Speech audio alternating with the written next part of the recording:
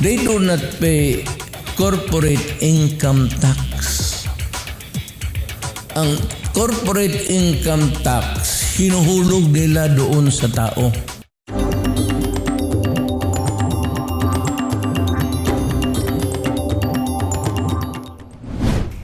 2019 witnessed several defining events, from stories of passion and determination of Filipino athletes as the country emerged as champion in the 30th edition of the Southeast Asian Games to pushing forth strategic gains in the government's anti-narcotics campaign. I am William Theo. Join us in the second part of the PNA Newsroom's year-end special. Here are some of the biggest stories that define 2019. Gold for Team Philippines, the country claims the top spot in the 30th Southeast Asian Games. Sustainable tourism practices bearing fruits. The country bagged several accolades in the tourism sector. A close look at the achievements of the government's anti-illegal drugs campaign.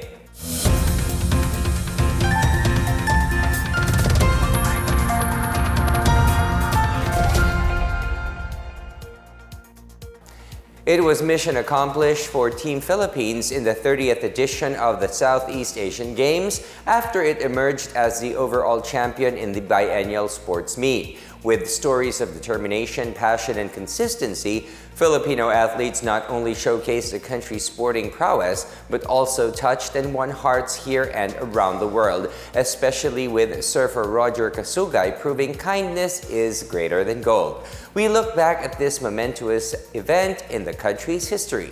Benj Bondoc reports.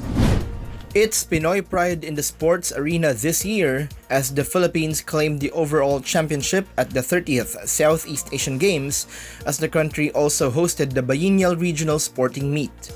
During a two-week battle in different sports disciplines held from November 30 to December 11, Team Philippines snagged 149 gold, 117 silver, and 121 bronze, or a total of 387 medals in the sports showcase.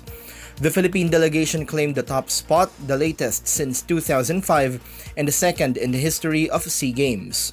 Finishing second was Vietnam, followed by Thailand, Indonesia, Malaysia, and Singapore. Rounding out the field were Myanmar, Cambodia, Brunei, Laos, and Timor-Leste. No less than the opening day, dance sport competitors from Team Philippines raked in 10 gold medals. Gymnastics star Carlos Yulo brought home 2 golds and 5 silvers. Gilas Pilipinas meantime reasserted the Philippines' dominance in basketball as it clinched the gold for the 13th straight time. Among those who also captured golds right in the faces of Filipinos beaming with pride were Olympic hopefuls Hidlin Diaz, Kiyomi Watanabe, and Juna Chukii. However, star surfer Roger Casugay proved victory goes beyond the gold as he earned praises for saving his Indonesian opponent from getting swept by the waves. Casugay did not only win the top spot, he also won the hearts of Filipinos and the international community. Arnis, the Philippines' national sport, gave 14 golds for the country, proving its dominance in the regional sports meet. Malacanang praised our athletes with no less than President Rodrigo Duterte, honoring the over 800 Filipino athletes who competed in the sports showcase.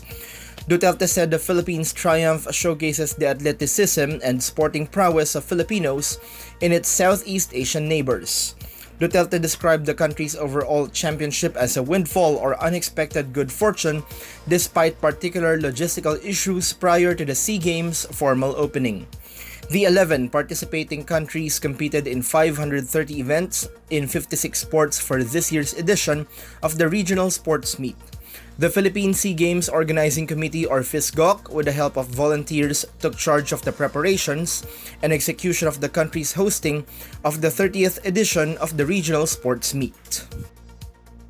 A comfortable life for all Filipinos, that's a commitment the Duterte administration kept pushing in 2019, bannered by programs to help alleviate poverty incidents and raise quality health care. Janice Cave gives us a rundown of the key measures and programs the Duterte government pursued in 2019. From the signing of anti-poverty laws to chastising water concessionaires, President Duterte marked the year fulfilling his campaign promise to bring a comfortable life to all Filipinos with only over 2 years left until he steps down in 2022. The Duterte administration's efforts to significantly cut down poverty rates are moving full steam with the signing of laws such as the Magna Carta of the Poor.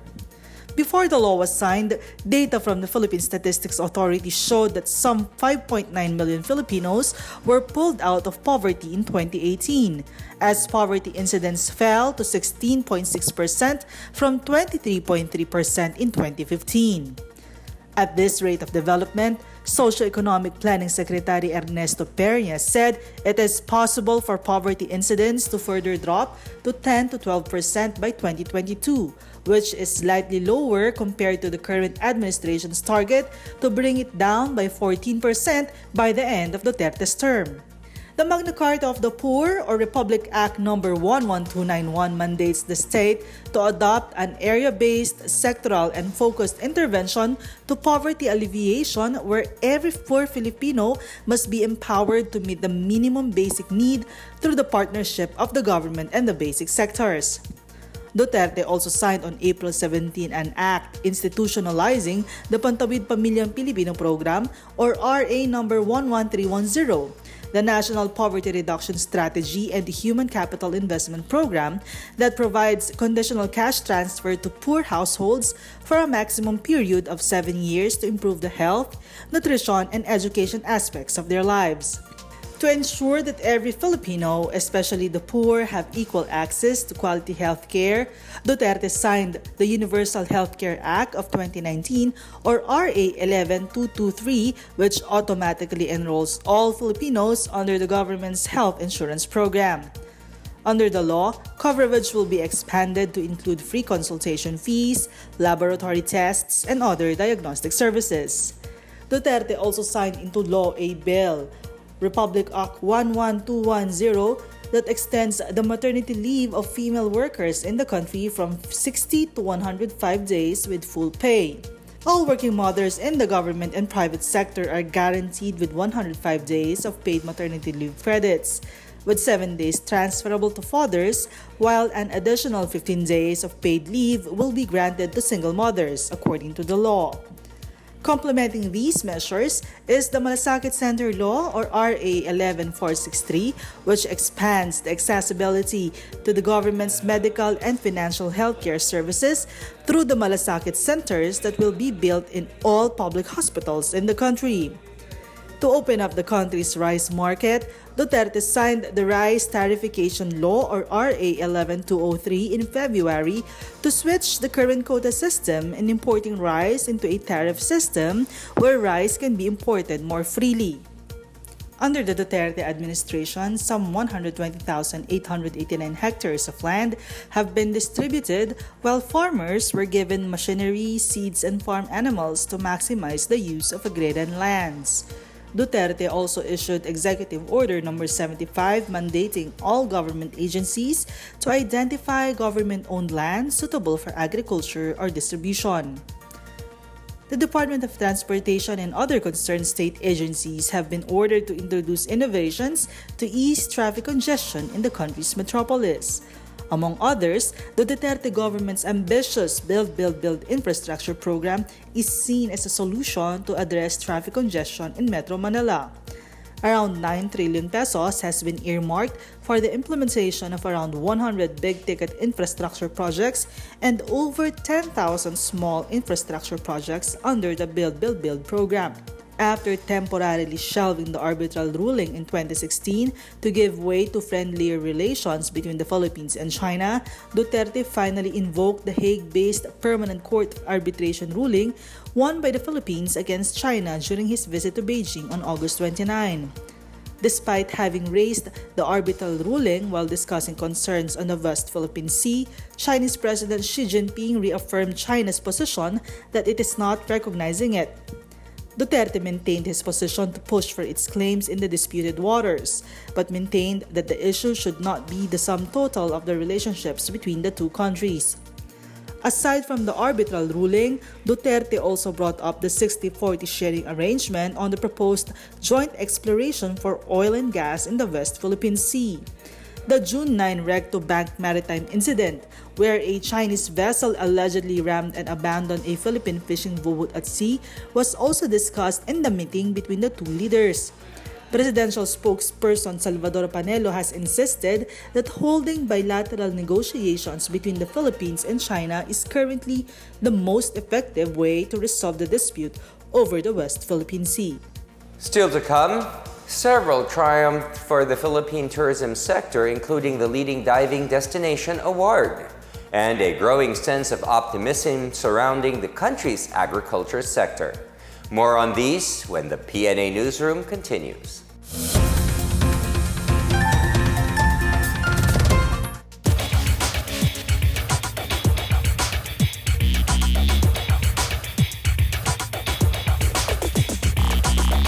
They do not pay corporate income tax. Ang corporate income tax, hinuhulog nila doon sa tao.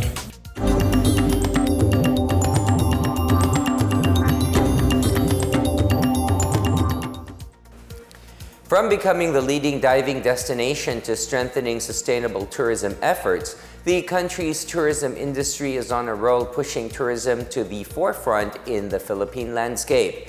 Joyce Kudis gives us a rundown of the successes of the Philippine tourism industry this year and what to expect in the coming year. 2019 has been an impressive year for the Philippine tourism industry, with the country bagging several accolades showing that efforts from both the public and private sectors to promote tourism are paying off. The country was named the leading diving destination in the 2019 World Travel Awards for the first time. The Department of Tourism also received a citation as Asia's leading tourism board, with its successes in boosting the country's arrival last year. Palawan continues to dominate as a world-class tourist destination, landing on CNN Travel's list of 10 world's most beautiful islands. The same goes for Cebu and Boracay, two Philippine destinations included in the world's best awards of the Travel and Leisure magazine this year.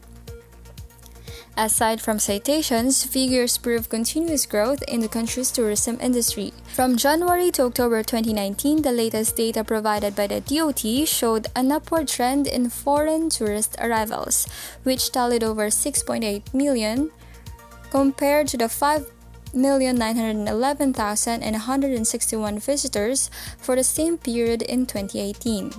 Following up on the Boracay rehabilitation that saw the island resort's closure for 6 months in 2018, the DOT said it was able to establish a new set of development guidelines which redefine their approach with respect to the destination and promotions development.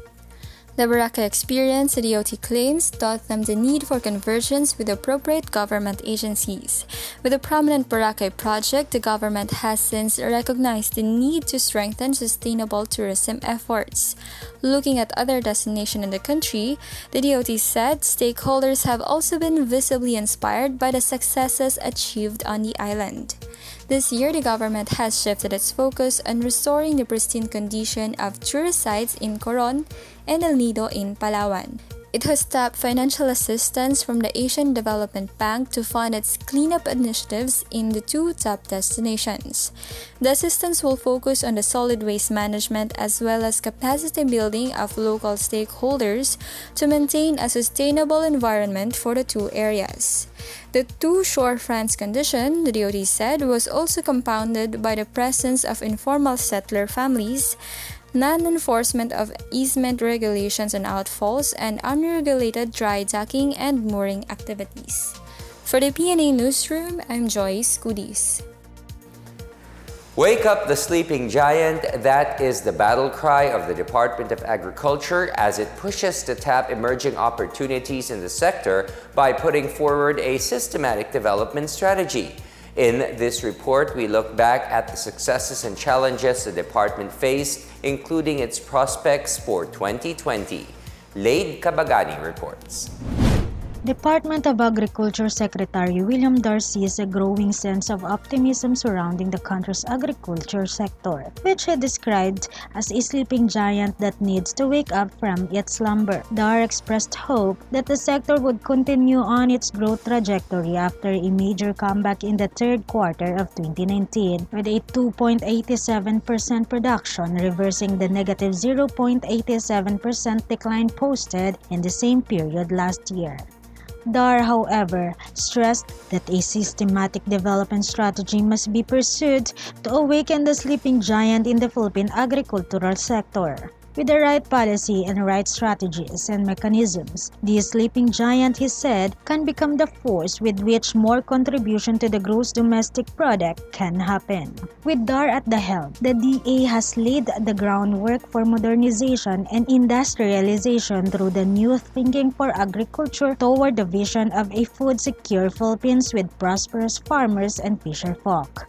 The cornerstone of Dar's strategy is composed of 8 paradigms: modernization, industrialization, promotion of exports, farm consolidation, roadmap development, infrastructure development, higher budget and investments, and legislative support. The department is focusing efforts on increasing productivity, lowering production costs, value adding, and market matching. For the coming year, the DA will promote inclusive agribusiness that will transform food producer to entrepreneurs and encourage young Filipinos to take interest in farming activities. Meanwhile, Dar said the implementation of the component activities of the Rice Competitiveness Enhancement Fund, or RCEF, which is designed to help modernize Filipino rice farming amidst globalization, has been accelerated further during the final stretch of the year.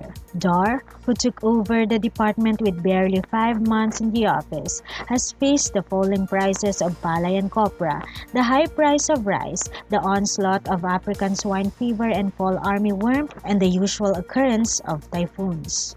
Dar noted that the DA was able to temper the high price of rice by increasing the National Food Authority's unloaded stocks in the market and shore up palay prices by securing the commitment of the local government units to bankroll their own local procurement and by increasing palay support price by as much as 2 pesos per kilo. Dar also said the DA managed the outbreaks of the African swine fever through decisive and strict biosecurity and elevated quarantine measures and monitoring in affected farms and nearby areas. He noted that with its proposed 71.8 billion pesos budget, it will put forward measure designs to encourage small business initiatives, facilitate credit, and stimulate economic progress through the competition. The agriculture chief vowed to ensure the effective and proper implementation of various RCEF programs, particularly the finalization of the Philippine Rice Industry Roadmap, continued validation of the Farmers Registry, and completion of the National Food Authority streamlining. The department will also intensify its advocacy on farm consolidation to enable small farmers to survive the unforgiving onslaught of the market and enhance its disease prevention and surveillance system. For the PNA Newsroom, I'm Laid Kabagat.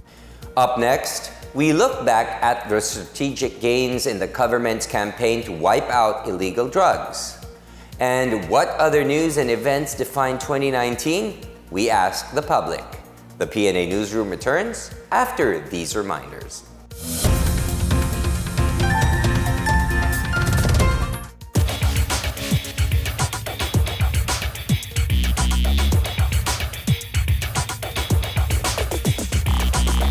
They do not pay corporate income tax. Ang corporate income tax, hinuhulog nila doon sa tao.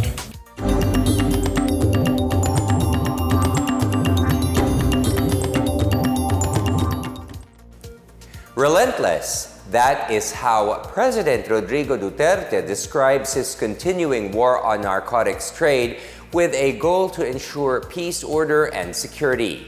The Interagency Committee on Anti-Illegal Drugs, or ICAD, takes the helm in this campaign as it pushes to ensure the effective conduct of anti-illegal drug operations and facilitate advocacy campaign initiatives. Teresa Montemayor recounts the triumph of the committee and its prospects for 2020. The sustained implementation of the Philippine Anti-Drugs Strategy or PADS focusing on enforcement, justice, rehabilitation, and reintegration and advocacy has been credited with the largely improved response against the illegal drug problem, according to the Interagency Committee on Anti-Illegal Drugs or ICAD. ICAD'S said 15,894 barangays nationwide have so far been declared as drug-cleared alongside the 27,918 anti-drug operations conducted within the year that resulted in the arrest of 41,947 drug personalities. Out of the drug personalities arrested, 2,422 are considered high-value targets, while 976 of the operations have been classified as high-impact in nature. The committee cited that the coordinated efforts of its 45-member agencies, adherence to the PADS, and implementation of the Barangay Drug Clearing Program paved way for the stronger law enforcement activities on illegal drug proliferation and use.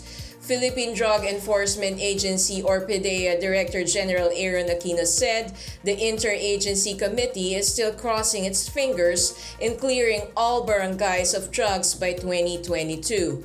Aquino said PDEA's target is doable but admitted that the challenges remain high.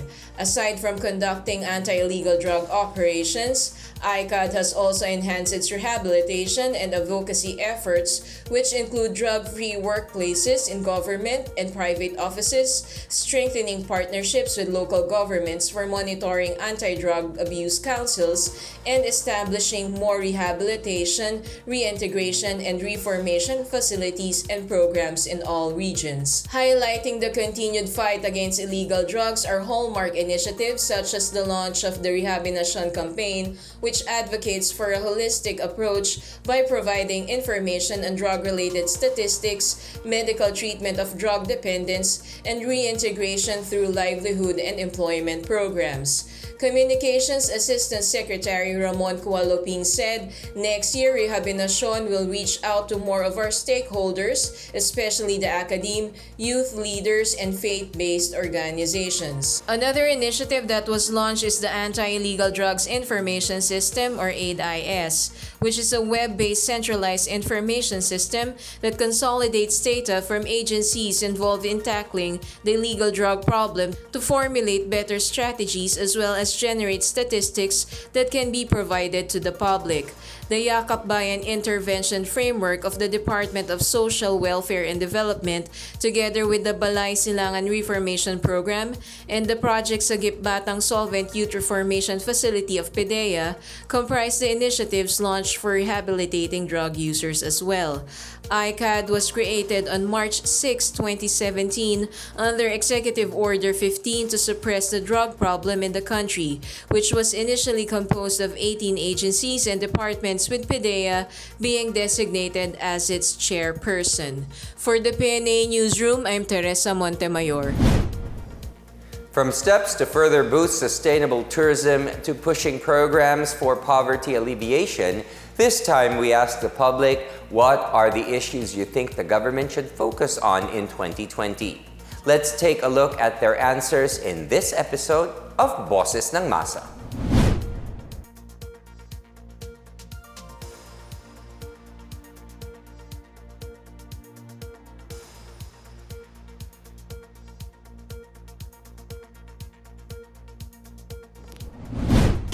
Ako po yung mga palaboy-laboy po sa kalsada, ayun po.